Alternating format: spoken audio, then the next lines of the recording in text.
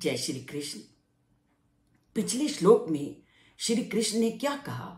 श्री कृष्ण ने कहा कि आप भक्ति से जो मुझे पत्र, पुष्प इत्यादि समर्पित करते हो, मैं भी उसको बड़ी भक्ति के साथ ग्रहण करता हूं। हम ईश्वर को जिस भी चीज को प्रदान करें, उसमें सबसे जरूरी है हमारी भक्ति की भावना।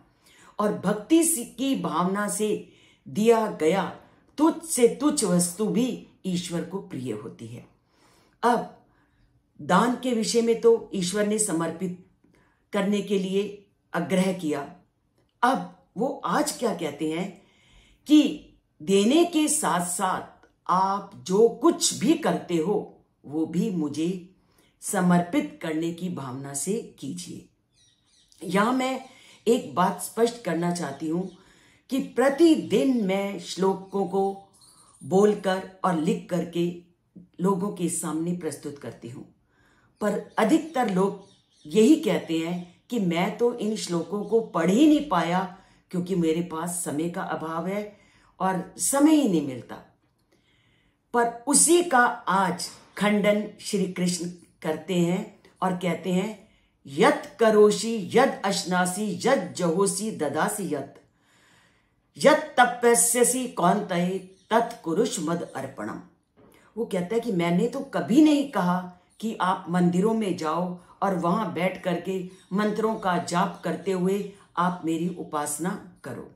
तो वो क्या कहते हैं? वो कहते हैं कि तुम जो कुछ करते हो, जो खाते हो, जब हवन करते हो या जब किसी को कुछ देते हो, जो तप मतलब आप दैनिक दिनचर्या में जो जो करते हो उसको करते करते निरंतर मेरा स्मरण करो।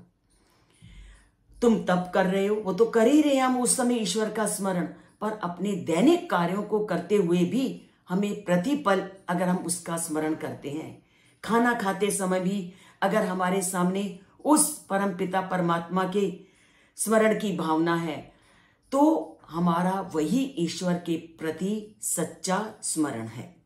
और अगर जीवन में आपने इस धारा को अपना लिया तो आप समझ लो आपकी का जीवन सफल है और आप उस परमात्मा के पास पहुंचने का प्रयत्न कर रहे हो।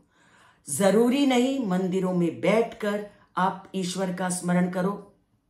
आज के श्लोक में श्री कृष्ण यही कह रहे हैं, यत करोषि, आप अपने दैनिक जीवन को चलाते समय जिस भी काम को करते हो, स्मरण करो उस परमपिता परमात्मा का।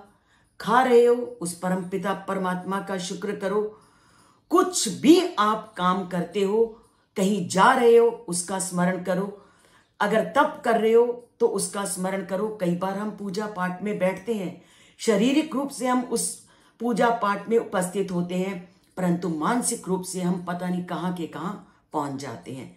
तो दैनिक जीवन में अगर प्रत्येक कार्यों को करते करते अगर हम उस ईश्वर का स्मरण करते हैं तो उस ईश्वर को हम आसानी से प्राप्त कर सकते हैं। तो कभी मत कहो कि मेरे पास समय नहीं था तो मैं उस ईश्वर के बारे में उसका भजन नहीं कर पाया, उसको जान नहीं पाया। आप हर पल काम करते करते अपने चिंतन धारा से आप उसका स्मरण कर सकते हैं और आपको इसको जीवन का एक अनिवार्य अंग मानना है।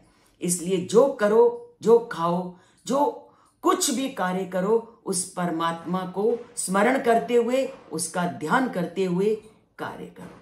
जय श्री कृष्ण। और अगर चैनल को सब्सक्राइब कर रहे हो तब भी उसका स्मरण करते हुए उस चैनल को सब्सक्राइब करो।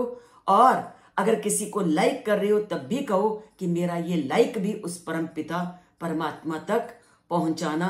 तो देखिए आप सबके काम कैसे सिद्धि को प्राप्त होते हैं और आप परमात्मा के नजदीक पहुंचते हैं।